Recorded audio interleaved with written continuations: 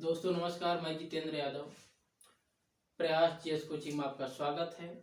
आप लोग के लिए लेकर आया नया टॉपिक उत्तर प्रदेश स्पेशल, जो आगामी परीक्षाएं आप लोग के लिए लाभदायक सिद्ध होगा। तो दोस्तों हम लोग चलते हैं उत्तर प्रदेश विशेष पर। एक टॉपिक है जनगणना, और पूर्ण रूप से यहाँ से क्वेश्चन पूछे जाते हैं, जिसे हम लोग देख रहे हैं भाई उत्तर प्रदेश स्पेशल क्या क्या है, क्या इसमें जनगणना। तो लोग देखते हैं, शुरू करते हैं, देखते हैं। उत्तर प्रदेश की बात की जा रही है तो उत्तर प्रदेश जो है हमारा मध्यांचल में आता है। कहाँ आता है? मध्यांचल में आता है। और उत्तर प्रदेश की राजधानी की बात की जाए तो लखनऊ राजधानी इसकी है। अब जनगणना की बात कर ली जाए तो जनगणना यानी कि लोगों की गणना की गई। पहली बार लोगों की गणना किस गवर्नर जनरल के शासनकाल में हो रहा है? तो उनका नाम है लॉर्ड मेयो। क्या नाम है? लॉर्ड मेयो को गवर्नर जनरल, ये भारत के हैं। इनके शासनकाल में भारत की जनगणना हो रही थी। 1872 में शुरू किया गया। अब इनका शासनकाल देख लेते हैं तो 1872 से 76 तक इनका शासनकाल था। लॉर्ड मेयो का शासनकाल था 1872 से 76 तक। तो इन्होंने अपने कार्यकाल में सर्वप्रथम भारत की जनगणना पर जोर डाला कि पहली बार जनगणना जब शुरू हुई 1872 में, लेकिन कुछ वर्षों बाद यह फ्लॉप हो गई, यानी कि समाप्त हो गई, विशेष ध्यान नहीं दिए गए। दूसरा गवर्नर जनरल आते हैं लॉर्ड रिपन। इनका शासनकाल 1880 से 84 तक रहता है। जो पूर्ण रूप से भारत में विधिवत जनगणना की शुरुआत कहीं होती है तो लॉर्ड रिपन महोदय करते भारत में कि कितने लोग भारत में निवास कर रहे हैं और कितने लोग विदेशी हैं। उनको एक आंकड़ा पता चल जाता था कि इतने लोग यहाँ के निवासी, इतने लोग बाहर के निवासी हैं और कितने लोग कहाँ से आ रहे हैं। लॉर्ड रिपन के शासनकाल में 1881 पहली बार विधिवत जनगणना ये शुरू हो रही है। अब विधिवत जनगणना जब शुरू हो रही है तो हमेशा इसमें नियम बनाया गया कि प्रत्येक 10 साल में जनगणना कराई जाएगी। कितने साल में? प्रत्येक 10 साल में जनगणना कराई जाएगी।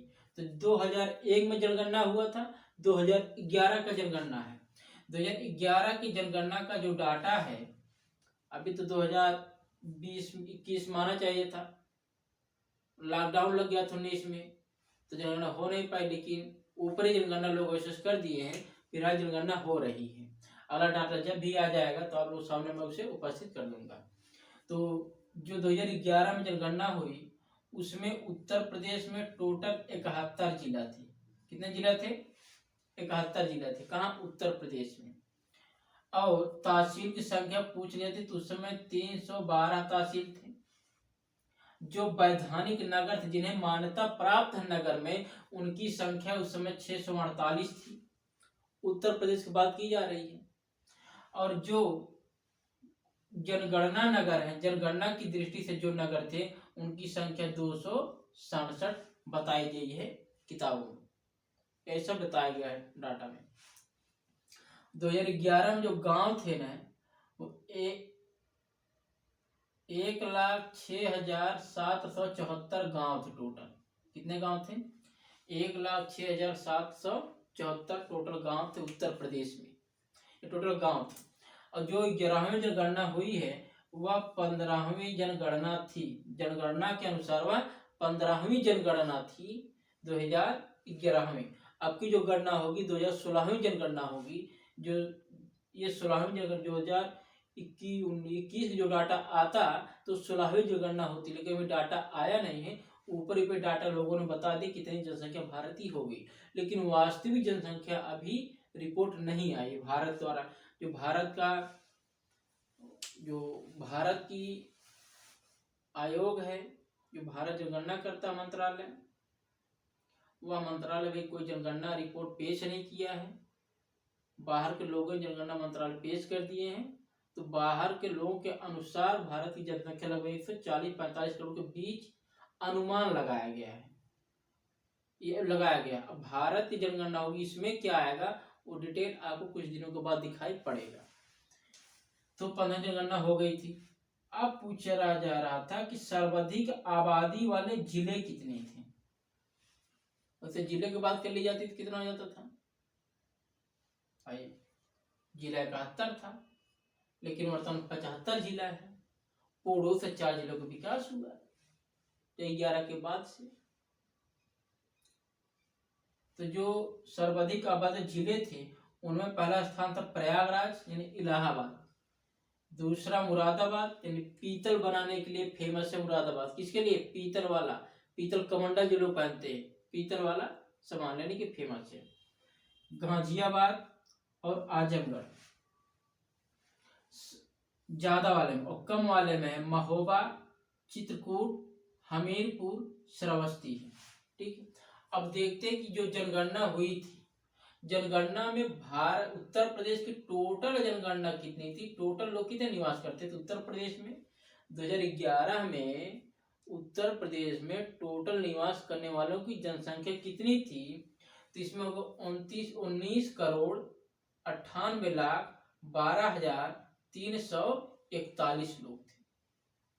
कितने लोग थे? कुल जनसंख्या कितनी थी? 19,19,12,1341 जनसंख्या टोटल थी उत्तर प्रदेश में। अब इसी में से स्त्री भी रहेंगे, पुरुष भी रहेंगे, क्योंकि जनगणना में स्त्री पुरुष, कुल जनसंख्या में स्त्री पुरुष जोड़ दिए जाते थे, स्त्री पुरुष बच्चे वगैरह सब जोड़ दिए जाते थे। अब इसी में पुरुष की आबादी देखा जाए तो भाई पुरुष कितने थे, तो पुरुष 10,44,000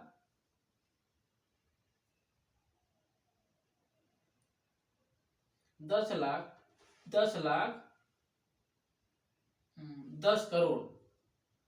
करोड़ 44,80,510 10 करोड़ 44,80,510 पुरुष थे। क्या थे? पुरुष थे, यानी व्यक्ति। और प्रतिशत कितना की होती थी? 52.29% हो रही। कितना हो रही? 52.29% हो रही है, यानी कि लगभग ये लोग 50% से 2.29% ज्यादा है।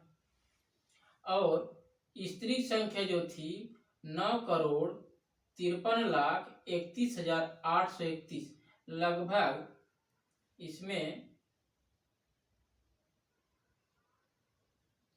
29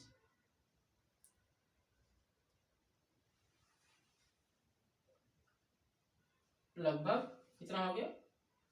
29। ठीक, ये इनकी जनसंख्या इतना कम है, स्त्री का 2.2% कम है, तो लगभग कितना हो जाएगा? तो 2 4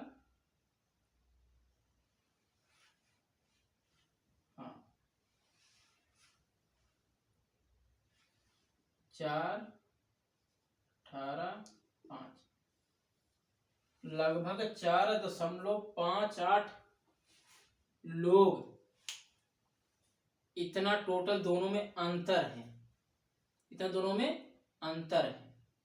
ठीक है, यानी कि 2.29% स्त्रियां पुरुष से क्या है? पुरुष से कम है 50% डाटा में। यदि टोटल डाटा 52.29% है तो स्त्री संख्या कितनी कम होगी? लमसम 4.58% स्त्रियां कम है पुरुष के अनुसार। तो बाकी पुरुष क्या करेंगे भैया? बाकी पुरुष की व्यवस्था एक है, रूस चले जाओ और रसिया लेकर जाओ। क्या है? पुरुष की जनसंख्या कम है तो आधे लोग क्या बनेंगे? यहाँ पर बाबा बनेंगे। क्या बनेंगे? बाबा बनेंगे। तो पूर्ण रूप से बाबा रहेंगे, क्योंकि स्त्री की संख्या कम है, पुरुष ज्यादा है, तो स्त्री बहुपति विवाह भी करेगी, बहुपति विवाह भी करेगी तो समस्या भी रहेगा ना थोड़ा बहुत। तो इस प्रकार के जो कम आ रहे हैं जनसंख्या, इन जनसंख्या का पूर्ण रूप से बहुत बड़ा प्रभाव पड़ेगा। अब स्त्रियों को शिक्षित करना भी जरूरी है, क्योंकि जो लगभग 4.5% ज्यादा लोग हैं, इन लोगों का शादी ब्याह तो होगा नहीं, तो क्या कर कुछ लोग रणुए रह जाएंगे। तो इस प्रकार जो समस्या है इसमें विद्यमान होगी, भारत में हो भी रही। तो इस प्रकार ये लोग आजकल लोग जा रहे हैं रसियन लेने जा रहे हैं, थोड़ा सा शादी करेंगे विदेश, कोई लंदन करेगा कोई रूस करेगा, स्त्री संख्या होगी भारत में कम। कारण बहुत से विद्यमान है, दहेज की मांग ज्यादा है, पढ़ा नहीं रहे हैं, तो ये बहुत सी समस्याएं विद्यमान हो रही हैं।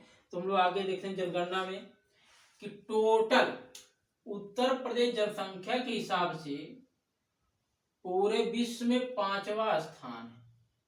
ध्यान दो, बड़ा मेहनती है उत्तर प्रदेश, बेजोड़ एकदम। नंबर 1 भारत, 2 चीन, 3 अमेरिका, 4 इंडोनेशिया, 5वां उत्तर प्रदेश।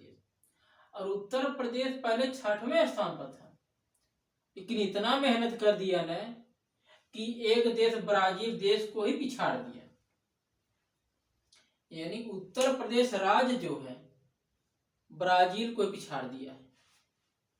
काफी कुशल यहाँ पर लोग हैं, अच्छे लोग, कुशल हैं, एकदम बेजोड़ मेहनत करने वाले, धूप गर्मी बरसात नहीं देखते हैं, मेहनत करते रहते हैं, तो इनको पिछाड़ दिया। और उत्तर प्रदेश का भारत के पूरे जनसंख्या में 16.51% के योगदान है।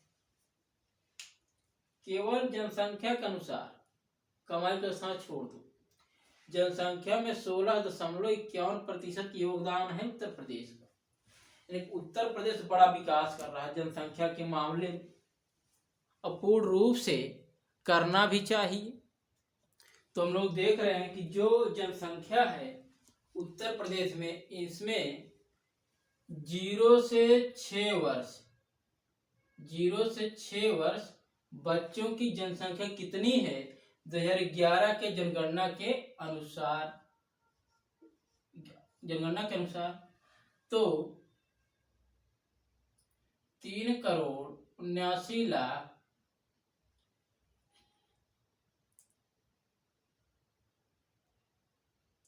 3,07,91,331, 3 करोड़ लगभग माना जाए तो 4 करोड़ हो जाएगा लमसम। तो जो सबसे ज्यादा जनसंख्या बच्चों का पैदा हो रहा है, बच्चों को पैदा करना जो सबसे ज्यादा राज्य है, जो जिला है उत्तर प्रदेश में, कि ज्यादा करके चिंटू मिंटू कहाँ पैदा हो रहे हैं, तो प्रयागराज में सबसे ज्यादा, दूसरा था मुरादाबाद, तीसरे पे सीतापुर, और चौथे पे आजमगढ़ में। यहाँ के लोग काफी एकदम जनसंख्या के मामले में एकदम बेजोड़ है। और सबसे कम कहाँ पैदा होंगे, महोबा, हमीरपुर, चित्रकूट और बागपत। और सबसे ज्यादा जो अनुपात है जनसंख्या का बच्चों में, वो बहराइच है। बहराइच में सबसे छोटे बच्चे मिलेंगे, और सबसे कम जो बच्चे मिलेंगे वो कानपुर मिलेंगे। 18.77% बहराइच में है सबसे ज्यादा बच्चे, और सबसे कम बच्चे जो है 11.13% वो मिले कानपुर मार्ग। अब देखा जाए यहाँ पर तो 2011 में जनसंख्या में 19% बच्चों का था। कितना था 2001 में? 19%।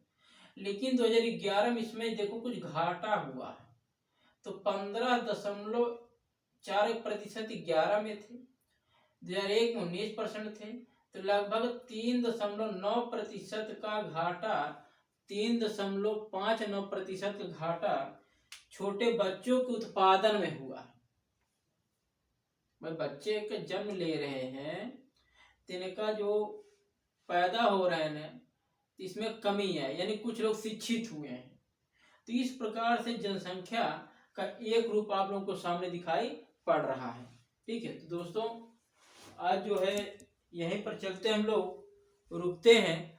अगला इसके विस्तृत प्रमुख राज्य, प्रमुख क्षेत्र कौन कौन से हैं, मध्यांचल, पूर्वांचल की चर्चा अगले क्लास में होगी। धन्यवाद।